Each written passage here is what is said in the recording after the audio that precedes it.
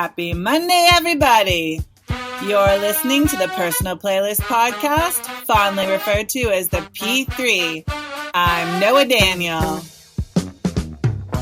Music is a world within itself, with a language we all understand.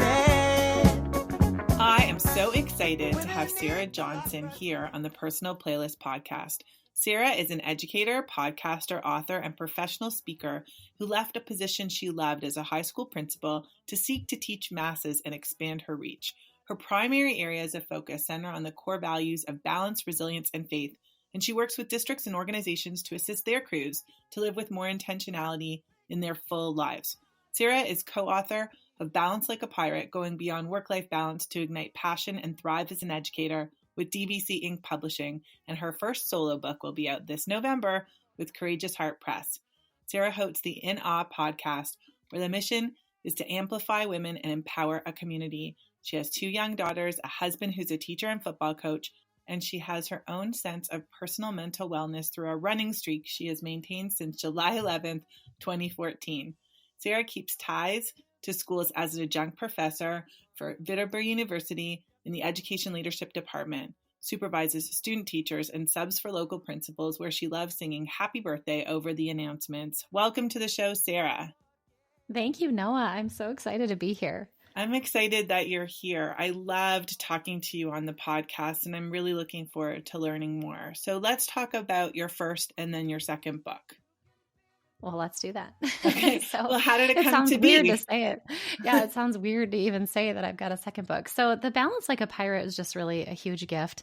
I share this a lot whenever I'm speaking, that in the 2014-15 year, I really was not living by one of my main life quotes, which is live the way you want to be remembered. And I know now through the gift of hindsight and through, I would say, the labor of love in writing that book, is that really came down to, I would say, almost an identity crisis, just that had manifested over years of servant leadership, kind of being confused with martyrdom and just not knowing when to say no to things, so that I had kind of come to this point where I'd been a principal for 2 years and developed some habits that had been built through a major lack of intention in my life. I mean, I talk really a lot about the difference between having good intentions and living with intentionality. And I would say that I spent a good portion of my life having a lot of really great intentions, but not living intentionally. So the book came about because I was just so lucky to have 2 women that came into my life. The first one was Jessica Johnson. She's a principal here in Wisconsin as well. We are not related. A lot of people always ask if we are, but she's a sister from another mister. But she had come into my life kind of at one of the really most challenging, kind of, I'd say, gutted points in my life, where I just needed somebody to just really help me up out of the pit and help me start seeing things with a little bit more clarity. And then Jessica Cabine joined in, and suddenly here are these 3 women who had met, who have some commonalities over Twitter, got closer in Voxer, and we started to have these really deep conversations and realized, there are things that we're doing to build back our full lives that could really help other people. And I'm so grateful because Jessica Johnson had originally had this idea, and then she brought the 2 of us in on it. And here we are today with a published book over a year ago. And it's kind of like my life message. I really love helping individuals, focus back on their full lives too and live with a lot more intention. So that's like the quick version of what I could give you. No, but it's so nice to hear you living your purpose and being authentic about where your journey kind of brought you back to that, and that message being able to be something that can be shared. What about your new book? Well, before we move on, sorry, I wanted to share with you one more thing. I'll never forget when I wrote in February, I think that was when our final edits were coming due, and I hadn't quite resigned yet from my high school principal position. And I remember writing it in there under the most important no was saying no to that principal position so I could say yes to leading in another venue. And I still hadn't even officially resigned, and I didn't know what was going on. And the reason I share that is because it leads me to my next book. So here we are, over a year and a half from that point when I wrote that into Balance Like a Pirate.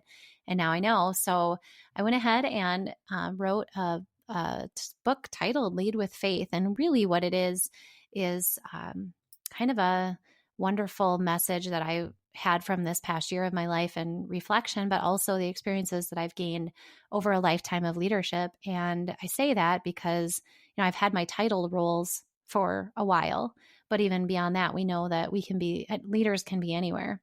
And so this Lead with Faith book is really an acronym for foundational leadership titles.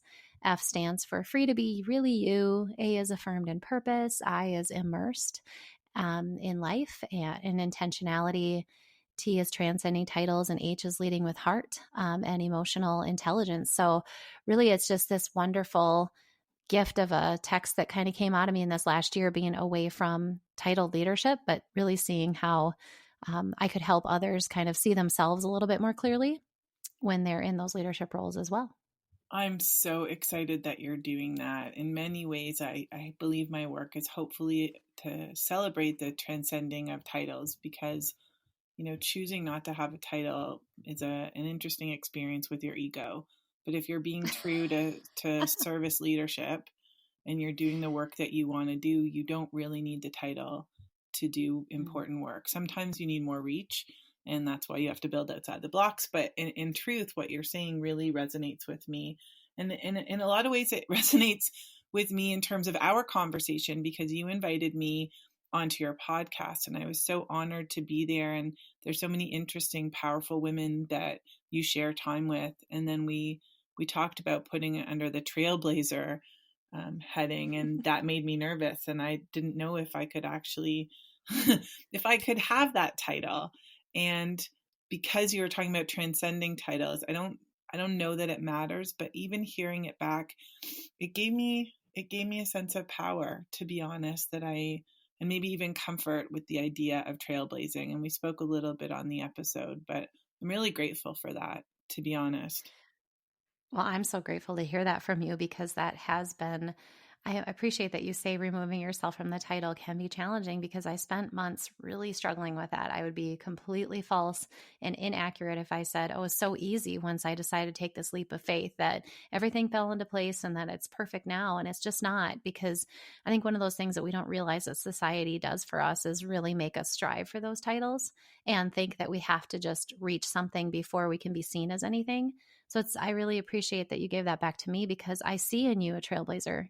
And so it's really beautiful to be able to empower you through that. And then I know my listeners were empowered by your story. So it's just this really wonderful kind of cyclical gift that we give one another when we can see those things in one another. I thank you. But it's also about, your sharing and your being out there is a great example to so many about a non-hierarchical approach to making a difference. And I think that that's something really important. And I know that for you, this show is important because you referred to yourself as the human jukebox. So let's talk a little bit about preparing for your P3. That was so hard. No. Because I say that whenever when I'm in my sessions and I say, I have them identify, one thing about themselves. And I say, I know it's hard. It's like somebody just asked you to tell them what your favorite song was, or your favorite book, or your favorite movie. It's just not easy to do, especially for those of us that love music, right?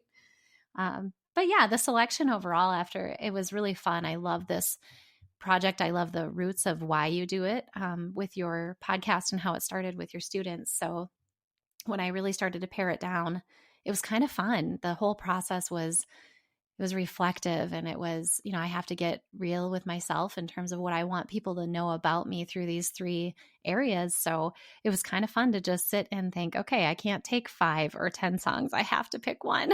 So it was good. I struggle with brevity in most ways in my life. So thank you for pushing me to choose one. I never thought of that as like brevity, but it's true. You get only 3 songs, and that's the totality of the story that you get to tell, but it's how you tell them. And it was so funny because you started really writing a story for each one of the songs. And I love that you so naturally chose to write it, but I'm really looking forward to hearing you actually say it out loud. So when it came to your nostalgic song, it was almost ironic, but why don't you tell us a little bit about why it's your song and what makes it nostalgic for you? Yeah. So I give the title of the song? You can too? tease it out. You can give the title. It's your episode. Wonderful. So I love this because I am a youngest of 7 kids, and I was born into a family of, boomers, and they were both born in the 40s. And my mom specifically had a huge influence in this selection because she was a huge Elvis fan. And I'm not going to lie, like it was crazy in my house. I was a child growing up in the young 80s, but I always believed that Elvis was still alive because she was one of those that the conspiracy books. I mean, I read biographies on his life, and I saw movies, titled Elvis and Me, and I was such a geek. I would watch them over and over again, and that's kind of goofy. But there were nights when I would dream that Elvis would come into my window and steal me away, and it's kind of odd to think now, but I do love his music still. There's something really beautiful about his voice and about that being something that I just loved growing up as a child. But I selected the song that I did because I also performed publicly for the first time Are You Lonesome Tonight? And it was fun because it was my parents' 25th wedding anniversary, but I was 9 years old. And so I selected it because it's kind of funny. I should have sang Love Me Tender or any of the other like appropriate titles for a wedding anniversary. But I just love it because I always think back to that moment and thinking, what was that 9-year-old thinking that she was so confident she could get up and sing this song in front of hundreds, people? Is massive event. And I still don't know how well I did, but I love that kind of being a part of my history. And I still love publicly performing. And I love the fact that my 10-year-old can identify Elvis's voice on the radio. So that's why I chose that one. Those are great reasons. Do you publicly perform today in a singing capacity? Yeah. So I actually just did a little podcast on this one because I do like to perform still. I've recently, sang national anthems as a principal, and I actually performed in front of students on my last day as their high school principal because I'd been threatening it for so long, and I decided to do it last minute. But I started leading worship at our church, and I don't look at that as performing, but it is singing publicly. So yes, I've been a wedding singer, not the fun kind, like not the Adam Sandler kind, but actually the ceremony kind. So yeah, I tend to like to use my voice. And then the other piece, I call myself a human jukebox, but anybody that works with me, they would know. And if they're listening, this will kind of chuckle because they know when I'm in the flow of work, I'll just start singing at the top of my lungs, whatever song is either playing on the radio or in my mind at the moment. Okay, well, let's play the song that takes you back to that mindset of a young person unafraid to take on a crowd and sing her heart out. Here's Are You Lonesome Tonight?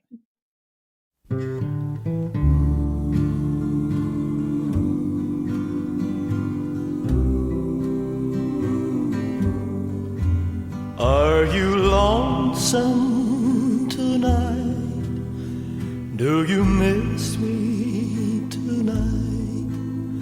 Are you sorry we drifted apart? Does your memory stray to a bright summer day when I kissed you and called you sweetheart? Do the chairs in your parlor seem empty and bare? Do you gaze at your doorstep and picture me there? Is your heart filled with pain? Shall I come back again? Tell me, dear, are you lonesome tonight? You know what I was thinking about in terms of singing in a prayerful way is that intentionality, and that song really breeds an intentionality. You have to be paced, and you have to really think about the words that you're saying when you sing it. When you were listening to it, were you taken back to that event?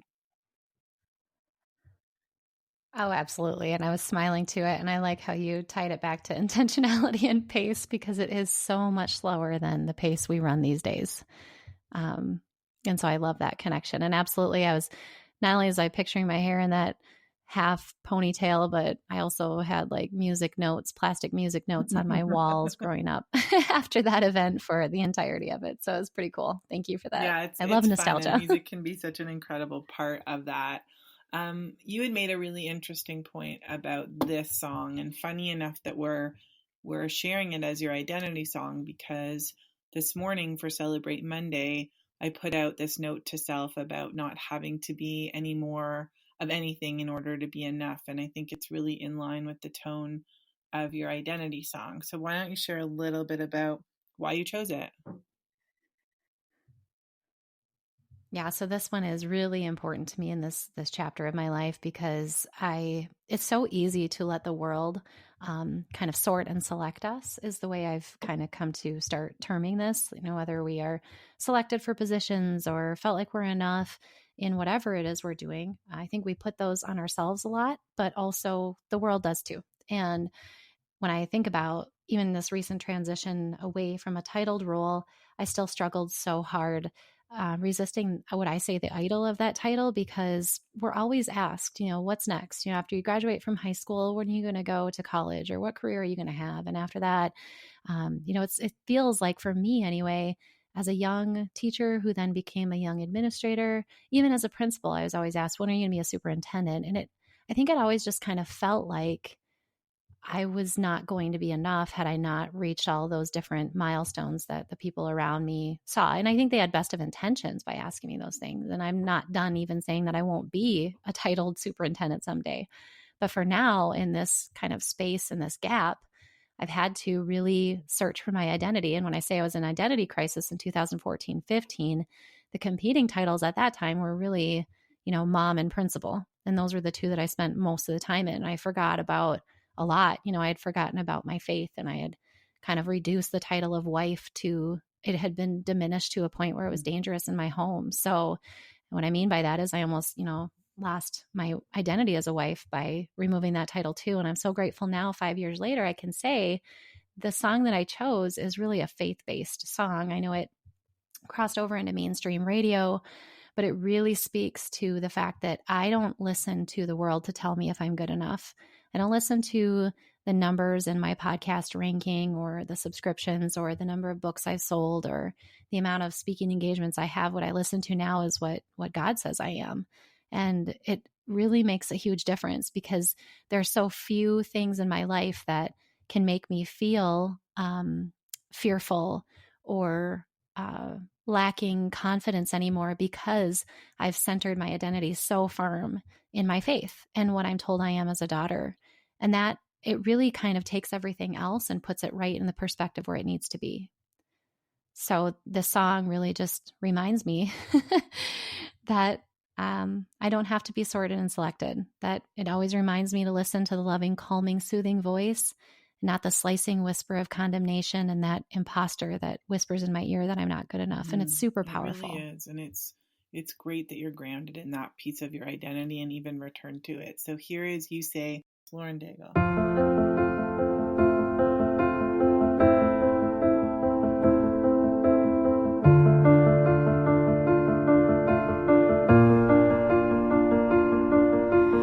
I keep fighting voices in my mind that say I'm not enough.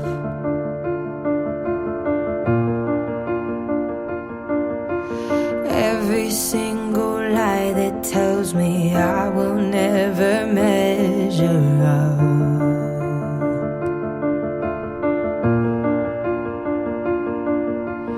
Am I more than just the sum of every high and every low?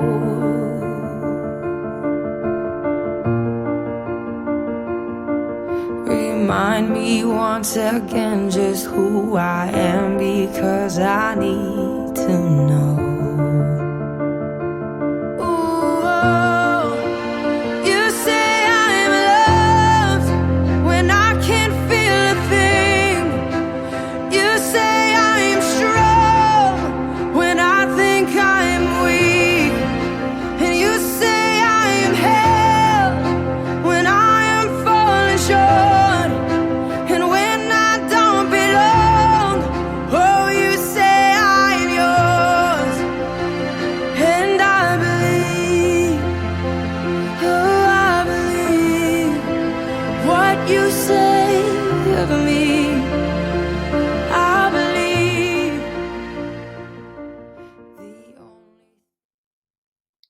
our belief in ourselves, that sense of efficacy, is said to, and when in the largest study, really be the most important factor in student achievement. But if you think about it in the sense of self, we have so much power over ourselves and our belief in ourselves. And it's great when you have that experience of a higher power to infuse you with that belief when those voices in your head are hard to quiet.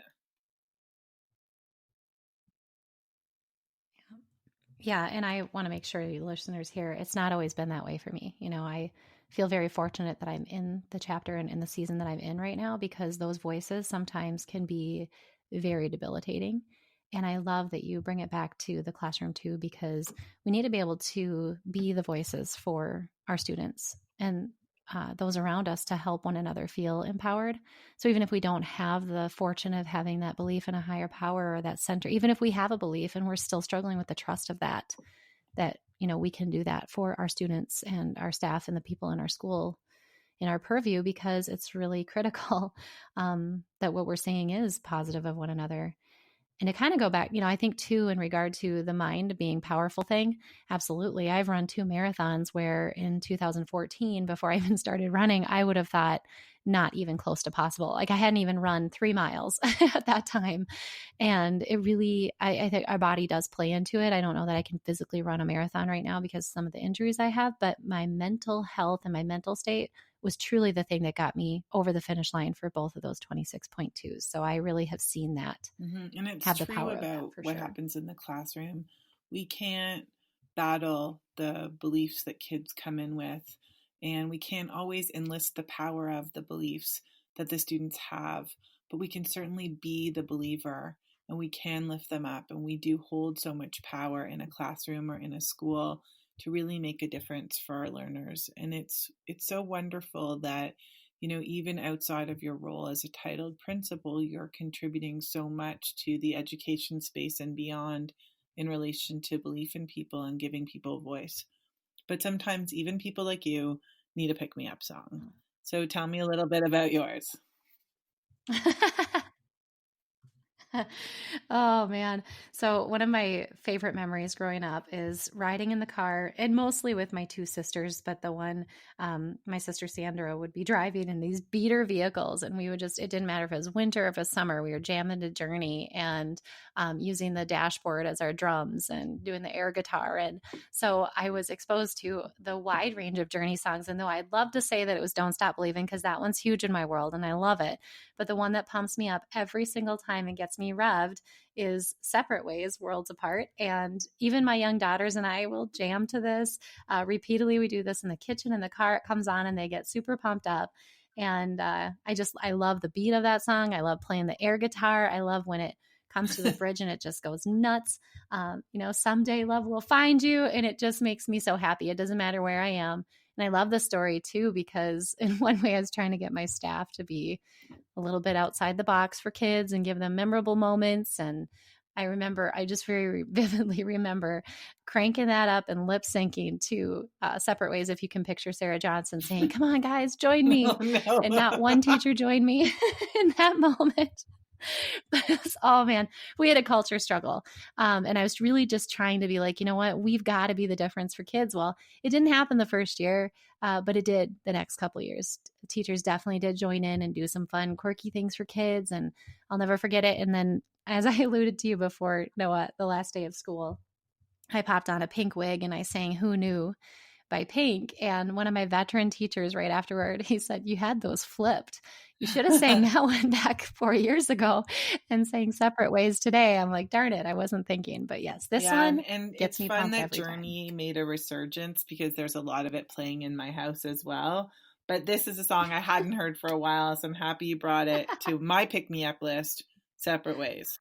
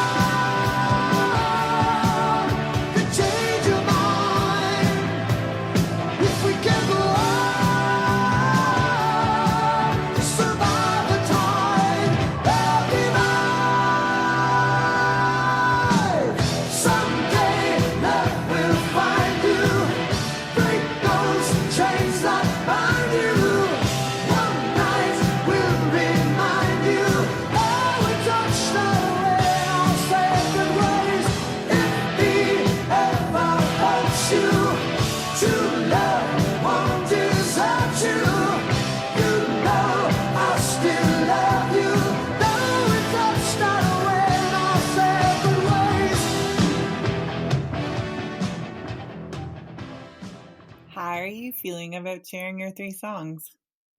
It's awesome. I'm over here just beaming. I was rocking out myself, but I'm glad that you're beaming. I'm glad that as a woman who does break the chains that bind you and models it by leading with faith, I think it's so exciting that I was able to take something you love and bring it into a conversation about all that you love to do.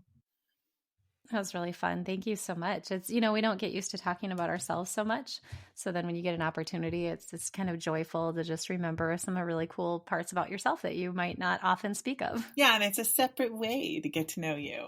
Anyway, if you want to connect with Sarah, you can find her at www.sarahjohnson.com and www.inawerise. All those links will be on the companion blog post that will be coming out on Tuesday. You can also find her on Twitter, Voxer, Instagram, LinkedIn, and Facebook, all at Sarah Johnson. Is there anything you want to add before I play you out? I just want to make sure it's at sarahsajohnson.com because I think there's a few Sarahs around here, probably a few Sarah Johnsons. That was my bad. So thank you so much for that correction, and it will be properly written in the blog post. So thanks. Wonderful. And really check out the In Awe podcast. It's a wonderful celebration of people. I'm so grateful to Janelle McLaughlin for introducing me to you and for you for having me on the show. And I'm so happy that you were able to, that we could reciprocate this experience and that you could come on the show. Yes. Thank you so much for letting me party on the P3 with you. Okay. I hope you have a wonderful day. You too, Noah.